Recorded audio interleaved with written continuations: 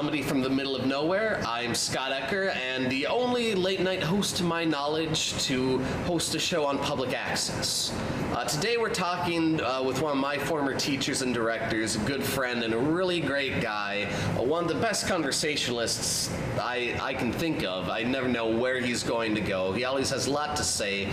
Local actor, performer, does jack of all trades, Steve Stark. Here he is to talk about some things. So you've been around the Fargo area a long time, right? Yeah, pretty much. I moved up here in '68, right after I graduated from high school. My folks had moved up here in family for my dad's job that year, but I stayed down there and lived with my grandma, my nana, in Excelsior, Minnesota. Finished high school and then moved up here, and I had goofed around. I hadn't given any thought to where I wanted to go to college. I didn't care. I really didn't care, and I figured I could get up here and get into the land grant university, which I did. Just loved NDSU. Just adored it. I had a great time there. So then went through 4 years there, and graduated with a speech and drama degree. And have you been involved in the arts prior to? Yes, in high school I had. And I always liked it. I always liked performing, and so I was doing it as early as elementary schools. Being chosen, picked out, and doing stuff in chorus. In our chorus program. I can't imagine you ever not enjoying performing. Some of your personality seems based around that. That's interesting. I remember when it actually hit me, and I was in Cub Scouts. I was in the Cub Scout den, and we were going to be doing a celebration where we were going to have a little parade, for something. And there was a medieval theme or something like that to it. So they needed a king and a queen, as well as other people. And nobody wanted the queen. Okay. And I was thinking about that, and I went, well, the queen, now, a little boy playing a queen, that could be really funny. And I remember talking it over with my mother, and she said, I think that's a good idea. So she made me a queen costume and all that. And I did it, and I loved it. And it was a big hit, got roars of laughter. I went, this is worth pursuing. Oh, yeah. Not becoming a queen, but of course.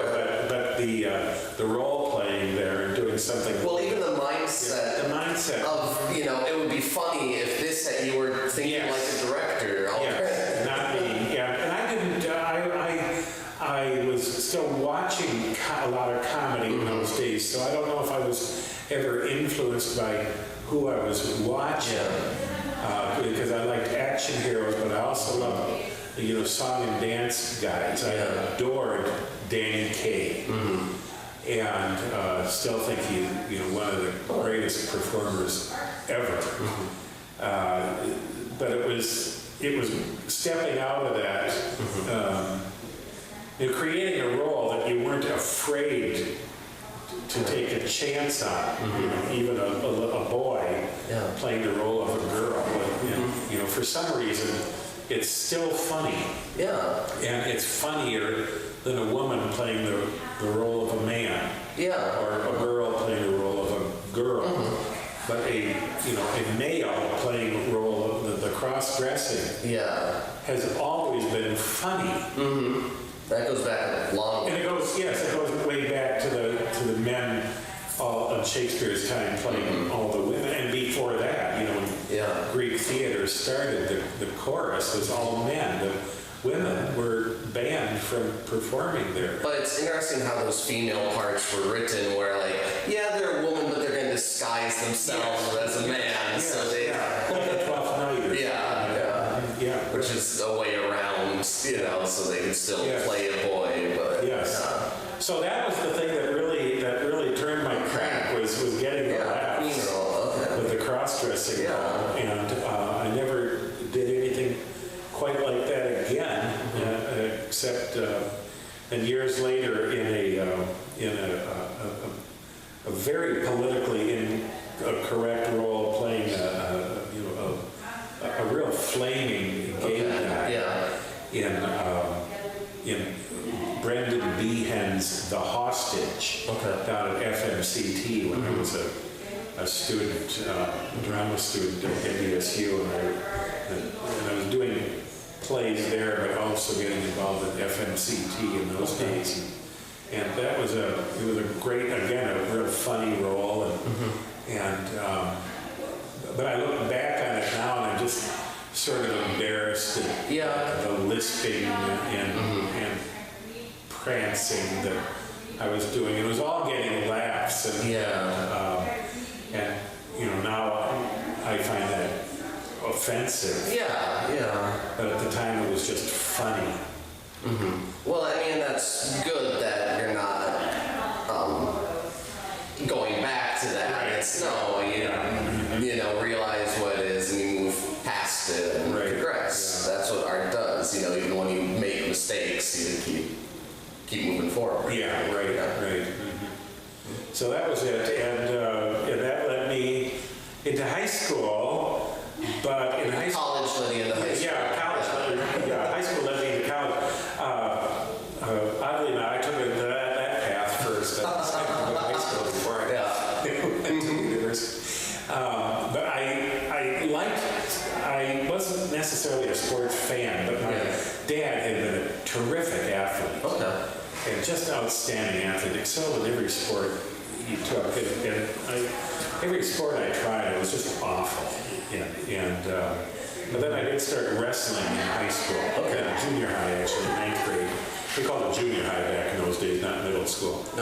And I enjoyed it, but I was a terrible wrestler. I was getting beat all the time. And my second year, first year in high school, although I did letter, I still sort of enjoyed wrestling. And then on a choir trip in high school, this is down at Minnetonka High School, Excelsior, Minnesota, and we went down on our Chicago choir trip. The whole choir went down on a train to Chicago and performed down there. And in fact, in that performance in Chicago, the director even had me come out and I had a little comedy routine that I had learned in 4th grade, straight out of Mad magazine. And it was called Commercial Roulette. It was based on TV commercials at the time. Very funny while you're reading it, all based on commercials, television commercials of that day. Most of which, if I were to do the routine now, Scott, you wouldn't even be aware of the products. They're all gone. But it was funny, and so they would say funny things, try New Blue, this laundry detergent, all you do is pour in, then you make the click as the channels, the Pabst Blue Ribbon beer, that kind of thing. I know what that is. No, thinner. And that was the routine. Commercial roulette it was called. And very funny, always funny. And so we had a wonderful time there. But the important thing of that trip was not me doing commercial roulette or even the choir being there. Is we went to a play that had just hit the road, a professional play called Fiddler on the Roof in Chicago. And it was the first professional musical I'd ever seen. We were sitting way up in nosebleed country in this balcony in Chicago. And from the opening scene, when Tevye comes out with his milk cart, I was riveted, fascinated, and the musical changed my life. It changed my life. Well, and you got to play Tevye and you'll see later on, right? 30 or 40 years later. Wow, that's amazing. And it all went back to that because this very sparse set, this wonderful story, and magnificent music, and memorable characters, and just fancy. So it was a privilege when NDSU invited one of its graduates, any alum, to come back and play the role. And that was in 2001 or something like that. And since I could not get the role of Yentl the matchmaker, I still think should. Yeah, I think you should try out. I'd love to see that. I said, okay, I'll grow a beard. Yes. No, I loved it. It was you know, I loved playing the role. Yeah. Great kids there, and working. And I did not get along well with the director there, but that has sort of become almost famous, that feud. Okay. Do you want to go into any of that dirt here? Or? Okay. Yeah. We didn't agree on things, and I didn't. That's the only bad memory I have of it. Okay. We did not get Well, as far as the kids, and I love the experience. as far as theater goes, if you walk away with only one bad memory, you're doing good. Like some productions are just nightmare the whole way And through. the musical was this, you know, huge, resounding Yeah. success for the NDSU drama department, so that was fun. Yeah. Yeah. So you've done a lot of theater. I know you've played Harold Hill, right? Yeah, I played Harold Hill twice. I played him in, my wife Gwen was teaching drama in Two Harbors High School. Yeah. And we started, we were helped on the ground floor of creating a community theater out there as well. And the first production of the community theater was Music Man. Yeah.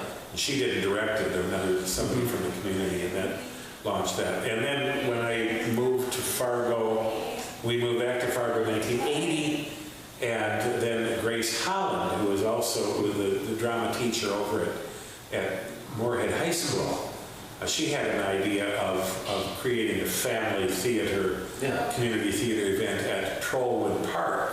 Okay. Which was still is up in North Fargo. And it wasn't part of the Trollwood Performing Arts Park, but this was a community theater. And I think that was in 80 or 81, and then I played Harold Hill again in that outdoors. Just love it. I love that role. It's a great musical. Love the play. I think it is. It's hokey. But great music, and it has a message in there that both my wife Gwen and I often refer to about theater and community and families and family relationships. And so Harold Hill comes into town, and he's a con man. Yes. And he sells all the boys and the parents on buying instruments, claiming that he will trade them for music. La-di-da-di-da-di-da, la-di-da. Doesn't know one note from the other. And he doesn't. But he falls in love with Marion the librarian. Yes. And the town falls in love with him. And at the same time, he sees all this good that's coming, including saving little Winthrop, the little stuttering boy. And it's this beautiful message. And so when Harold Hill is on trial there, and the town comes in, also to hang him, to ride him out. I was in the Broadway Junior version of that Discovery. My one line in the whole show, money I want is high. So I'm one of those angry townspeople. Yes. And what happens is that these kids start to play the music, and they're awful, but the audience sees their kids performing in public for the first time in their lives. And somebody says, Davy, that's my Davy. And everybody loves, and we love that idea of how that performance, that quality links people together and links community. And so this is what is so terrific about especially educational theater, when kids are just starting out and they're getting all this support and love and admiration from their family. And it's all because of theater. Incredible. Now it could be music too, but that performing, that music performance, it's the performance. So they're seeing a whole new world. And these kids have discovered something, and the parents have discovered something about their children and thus about themselves. And it's, to me, those lines in there, that understanding that the community has, without understanding the importance of it bonds that together. And so when that, like especially in the movie, when the huge band appears out of this very, very unprofessional, shallow performing group, that is what they see. And how wonderful that is. Yeah, I mean, when my parents or someone I respect reacts to something I do, that's something I still look forward to. Exactly right. Yeah. And if you're a performer, probably if you're anybody, it's something that you do, you have that certain set of people whose opinion you just value above all others. And, you know, in my case, it would be, in this case, it would be a spouse. And it was my parents, even more than my friends, I think. And well, parents seem to last longer than your friends. You know, those relationships, those connections do. Yes, and so then it brings it home. Being lucky enough to be in a very supportive and warm and loving family. How blessed I am to have had that, and I just weep. Sometimes actually weep, but mostly emotionally weep for kids who don't get that at home. And in this community, like communities all over the country, kids are getting some of those good vibes. If they're not getting them from home, or if they are, they're still getting them from performances that they give. And isn't that so amazing that, this day and age with so much technology and other distractions, that something live and, cathartic is still, people still go to that. Transformative. And it stays with you. And so support and love and everything is everything in life. And when kids don't have the opportunity, don't have the education, or people around them don't have it, and men who are walking out on women and beating them and walking out on families and stuff. As far as I'm concerned, if we link all the bad news that I was just reading about in the newspaper today, awful, terrible things, every page, 8 pages, and it all goes back to mostly men doing evil, stupid things to less fortunate people, usually kids or women. In fact, always kids and women. Well, and when you look at men in the arts, it sometimes seems to be underrepresented or not as acceptable for men to go into that. Like, I know in high school, there were oftentimes less men in a musical than there were girls. There are those demographics where, But it used to be much worse. It was much tougher, So when you were growing up, how many other guys were in shows with you? We had a pretty good amount of guys. We had a big high school, and graduated with the largest class in the history of the town there for a while, with almost 500 kids in 1968. But we had a good number of boys that were involved in both the drama and music. And then we were lucky enough to be at this time I think in 67, they hired their first theater teacher, a full-time theater teacher, and so he was wonderful. And we had a good theater group going, and an organization called Thespians, and sports. The sports guys dominated the cool factor. And I've seen and there's nothing wrong with sports at all. No, but I do think, especially when you consider this Minnesota, North Dakota nice sort of, where, you know, men aren't supposed to share their Right. feelings, I do think that the arts is a very healthy way I think so too. And we're seeing a lot of that, and we're certainly seeing the climate has changed incredibly, I believe, here in Fargo-Moorhead over the years with men and boys becoming more involved in the arts and acceptance. And that's one of the one of the wonderful things I think about being in a play cast are the relationships that you form after that. Yeah, absolutely. And the kids bond, and now more than ever, I see the huge groups of kids that went through Fargo and Moorhead experiences in the theater specifically. I'm not involved in the music, I see the theater in. And they're keeping in touch on Facebook, and they're supportive of each other, and they see each other, and they've created this great network. And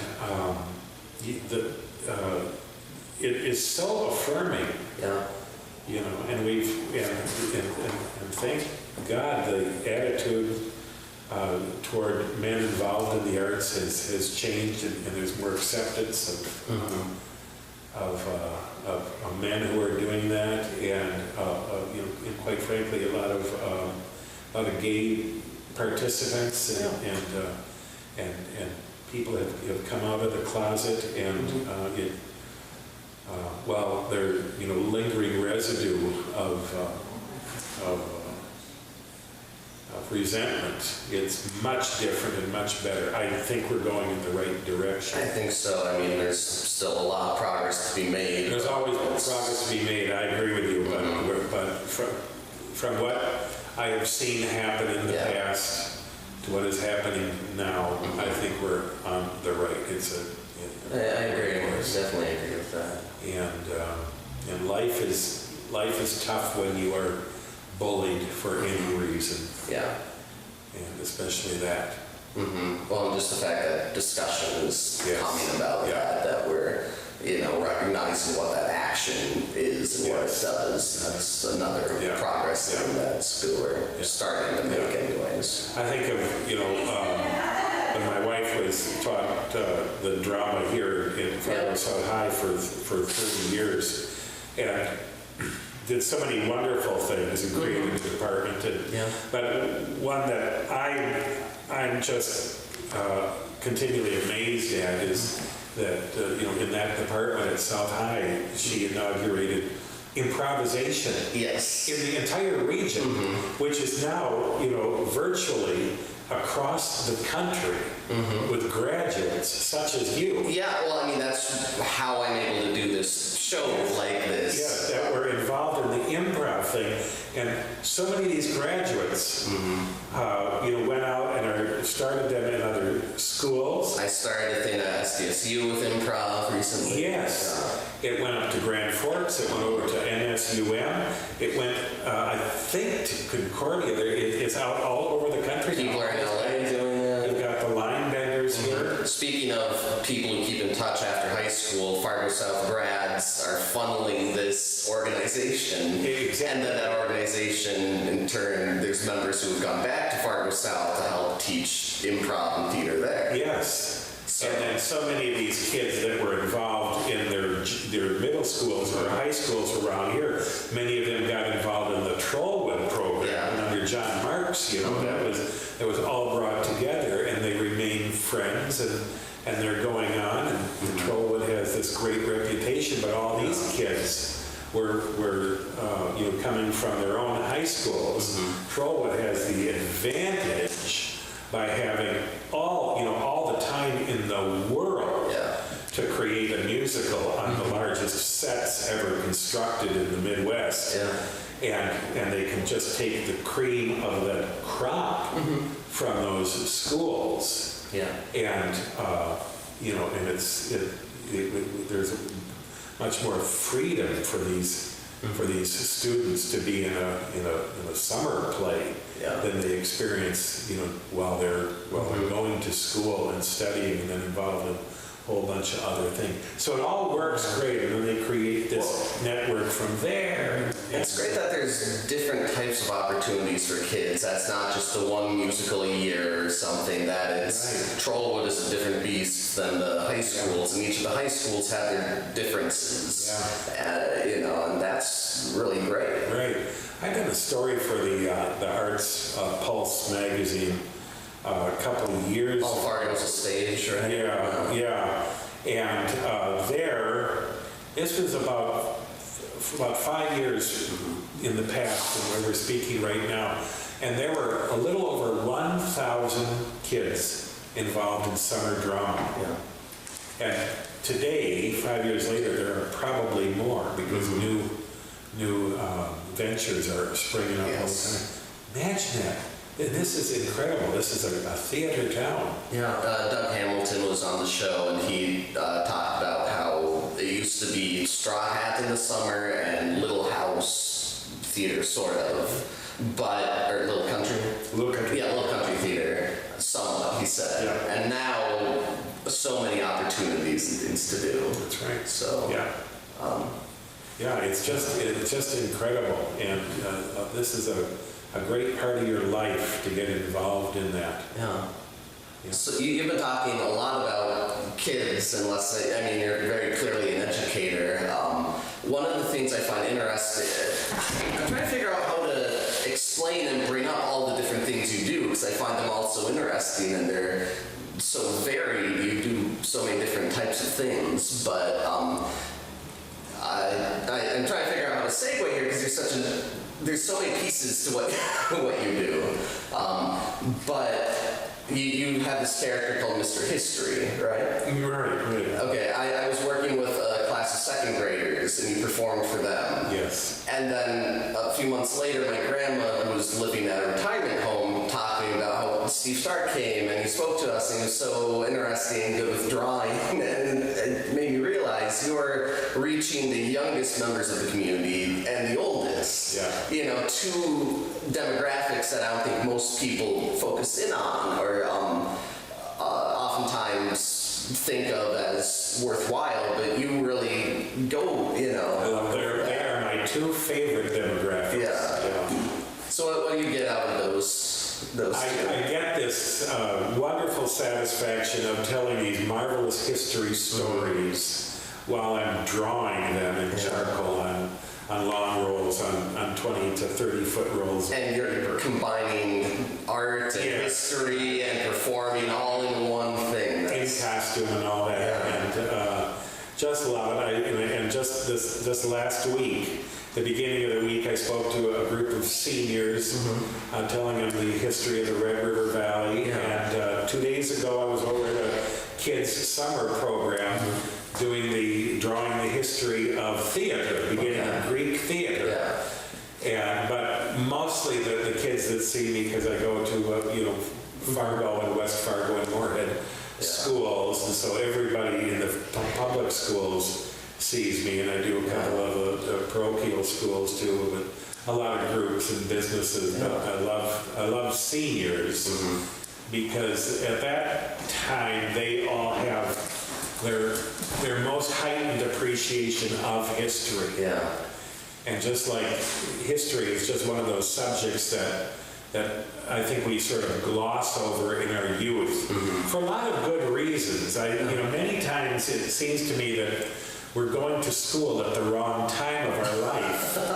And if you could jump ship through time, it would be better to go to school when you're actually more interested in a variety of subjects, because you feel associated with them. Even you have found that math is important to your life, or history especially. But my favorite response in telling history stories, especially with the older audiences, is when I tell them how something began, and then the punchline is that it's a very familiar story or word or name that we associate with that. And I had a 92-year-old woman last week come up and said, I have lived here all my life and I never knew this stuff that you were telling me. Oh. And I told her, well, I made it all up, that's why. You bought it, you're good, yeah. Money's in the bank, yeah. There's very little aggregate of all that kind of information that we do get in our lives. And so what I'm proud of, I hope, is putting all these stories together about local things and how places, events get their names and the association that we have them with them, and that all of these innovations in the past reach right up to us today. And so all those people from the past are directly linked to us today. That's what I try to stress with the kids. And say, every single person that came here to this spot, you go back in their family, they came from somewhere else, even the Native Americans. And so I contend that we have this area, as most areas, has mostly always been welcoming. And that if we understand some of those things of the past, it helps keep our eyes open to what we have and all of those innovations that led us on the road here. Well, and what a great message for, the future of Fargo to, be aware of what happened in the past, and so they can keep moving it forward. Yeah, I think so too. I think so too, and I just love the history from around here and the names, and so it's fun when people and kids learn that there was a Mr. Fargo and a Mr. Moorhead and Mr. Dilworth and items like that we treat as a matter of fact. It's just for granted that things have names, but finding out how those names exist, that's the moment like that. And I love that sound, because I'll end with one story, and people will go, and it was wonderful. I was sitting in on a lecture by Mark Peel on the Red River Ox Trails last night at the Young Homes Center, and he was getting that response from people as he was talking about the Red River Trails coming through very early Moorhead, and people were going, because it was this shock of recognition. I didn't know that. That's wonderful. I'm used to, when I was in high school, middle school, the mentality of that age group of being, God, Fargo, it's so boring, there's nothing here. So it is great that, you have this passion for the area and, this respect. And that you're transferring. And I maintain that here in the Red River Valley, because of the history of the Red River Valley, being formed by this giant glacial lake was eventually named Lake Agassiz after Swiss scientist Louis Agassiz, who studied the effect that glaciers had on the world. The fact that we are here in this Red River Valley, the Red River Valley to me is the major contributor to the success and the creation of North Dakota and Minnesota. Just because of the water here and everything that followed the waterways created by Lake Agassiz, the Minnesota River, basically Lake Itasca going down to the Mississippi, as the Indians called it, and then forming, the confluence there, what would become Minneapolis-St. Paul, and the richness of the Red River Valley, simply because of all the clay and silt that was brought down by the continent's largest glacier ever, and the largest lake. And it begins trade and people moving in, and certainly agriculture and all that, and that starts everything around here. And those are fun stories to tell. And I'm hoping that, I'm really hoping that all of a sudden just what we take for granted becomes, quite special. Yeah. Well, you focus on a lot of different things, like you do Mr. History, but also you play Theodore Roosevelt and you play Carlin Eielson too, right? Yeah, I used to play Theodore Roosevelt more. I did that for about 15 or 20 years. And that was fun, and I studied his voice. And I went to an old friend of mine, a great a guy here in Fargo-Moorhead, Marty Jonason. Yeah. And Martin Jonason had portrayed Theodore Roosevelt back in the very early days of what would become the Medora musical, but it was the show out in Medora in the Natural Amphitheater called Old Four Eyes. Yeah. Marty was one of the many great Theodore Roosevelt's out there. Then that was given up, and they created the Medora musical. Yeah. But he gave me lessons on what he had done with Theodore Roosevelt's voice and mannerisms, and then I picked that up and then studied him more. I remember your wife, Gwen Stark, told me a story once about how you had woken your kids up one day and it's like, hey, it's Theodore Roosevelt's birthday, and then your son's response was, well, gee, Dad, how old are you now? Yeah, that was fun. Yeah, he was perfectly serious. Yeah, and so that was fun. I portrayed him all over the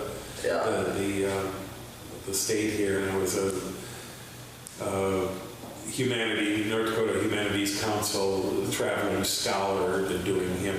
That's what they called us going out in the 80s. And then I ended up, a few years ago, portraying him on a documentary that would end up on the History Channel and the History Channel International. And so that was fun, getting that. Well, they're pre-redneck fishing shows or whatever they do now. Yes, I know. They haven't asked you to be on one of those? So the History Channel actually did history. Yes. Which nobody has told them that they used to do. Yes.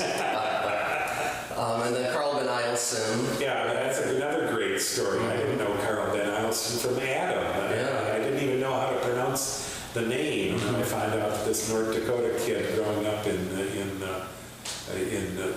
a wheat field, ends up to be one of the nation's first flyers up in Alaska, and dies a hero's death, and really helped foresee the importance of Alaska as an Air Force base and all that, and he was born up in Hatton, North Dakota, north of us, near Grand Forks. It still exists. His house, the great spot. It's just amazing. I was there. His niece did tours. She was a fascinating person. Yeah, she's wonderful. And aged right now. And that's a great spot. But he's another success story. He's also in the Rough Rider Hall of Fame. And so I do a variety of stories, and I love I do a Lincoln legacy for North Dakota story about all the things that he had done. And he's a fascinating character simply because of it's so self-evident to say Lincoln was a great man, but the legacy, especially in this one year, 1862, that he creates. To create in 1862 the Morrill Act, the Land-Grant College Act, the United States Department of Agriculture, the Homestead Act, and the railroads, the Homestead Act, the Land-Grant College, and USDA. These incredible things, and they help us. Certainly help us as a state of North Dakota and Minnesota, and then one of his great admirers, Theodore Roosevelt, comes out here on the Northern Pacific Railroad that Lincoln signed the act for, meets homesteaders, acknowledges the universities and the colleges and the ag college and all of that, and admires Lincoln. And there they are on Mount Rushmore, in a Dakota that Theodore Roosevelt loved, and separated by four faces on Mount Rushmore, separated by four great presidents. The two on the left, the slaveholders, and then Lincoln, who freed the slaves, and everything else. It was going up against history. But it's the 16th president. There were 12 slave owner presidents before that, 8 of them while they were in office. And then Theodore Roosevelt, who gives us a whole new meaning on preservation, environment, conservation, but also works with these great guys like Seth Bullock from South Dakota, the sheriff down there, becomes his lifelong friend. Gets in on TR creates the organization of the United States Forest Service. A man named Liberty Hyde Bailey, a great scholar and botanist and horticulturalist, the father of American horticulture. Came here to NDAC and spoke even under Alfred Argold when he was after he had created the Little Country Theater here. But this Liberty Hyde Bailey was a great guy who started the Agricultural College at Cornell and wrote tons of books. And I just bought a book of his 2 weeks ago, and he signed it, and he had signed in 1914 or 18, something like that. One of his 64 books or something. Amazing guy, and greatly admire him. And he helped TR create this Country Life Commission, which was looking at rural life and what the rural needs were in 1908. It had never been done before. And it helped make terrific progress for us understanding rural people. And Theodore Roosevelt got that because of his time spent with rural people. And he got out here because of the people that came out thanks to the railroad and the Homestead Act and USDA that helped create county agents that led to the creation of the Cooperative Extension Service 100 years ago this year. And that was the end part then of Lincoln's creating the land grant college, the agricultural college. And then you get a couple other acts there, but then it ends with in 1914 with the Cooperative Extension Service as being a recommendation from this Commission on Country Life with TR and Liberty Hyde Bailey. Sorry, we have a very casual show here. People are walking on set all the time. How are we doing time, Tim? It's 1:04. 1:04, okay. How are we doing on time, Tim? Tim's keeping track of me. Time, Tim. I thought it'd be rude to be on my phone during the whole interview. Like, okay, we got 1 minute to... I hate when you do that. I know, right? I just love talking with you and letting the conversation just run wherever it goes. But yeah, while we're wrapping up here, if I had only one flaw, what would you say it is? If you had one flaw, I would say your flaw would be counting yourself short by thinking you only had one flaw. No, you said you used to say something that like my only flaw was that I was a Marvel guy, not. Oh yeah, that's right. Yes, your only flaw is that you are a Marvel Comics fan, not a DC fan. I'm sorry, I forgot to go over that in the generational. I know it's generational. Your upbringing, and I'm going to speak to your father about that. All right. It's the only goof that you made. All right. Well, thank you very much, Mr. Stark. This is a lot of fun. And that was Steve Stark. And as you could see in the interview, he is just all over the place doing things. He is part of the Dakota Air Radio Show. He does his Mr. History show around Fargo, as well as Theodore Roosevelt. And pretty sure you'll just run into him anywhere. He's a great guy. Make sure to talk to him if you do. So this has been Comedy from the Middle of Nowhere. I'm Scott Ecker. And I hope you learned something, but if not, I hope you had fun. Thanks.